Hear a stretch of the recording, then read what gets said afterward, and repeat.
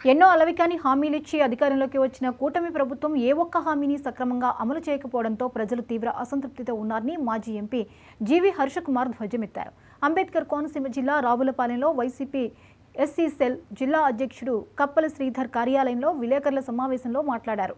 ఉభయ గోదావరి జిల్లాల పట్టభద్రుల నియోజకవర్గ ఎన్నికల్లో తన కుమారుడు జీవి సుందర్కి ఓటు వేసి గెలిపించాలని కోరారు. యువతకు ఉద్యోగ ఉపాధి అవకాశాలు కల్పించాలనే లక్ష్యంతో ప్రత్యేక మేనిఫెస్టోతో స్వతంత్ర అభ్యర్థిగా బరిలో ఉన్న సుందర్ను తన కొడుకుగా కాకుండా మంచి చేసే వ్యక్తిగా ఓటు వేయమని అడుగుతున్నానని హర్షకుమార్ కోరారు. ఒక క్వార్టర్ వేశారు.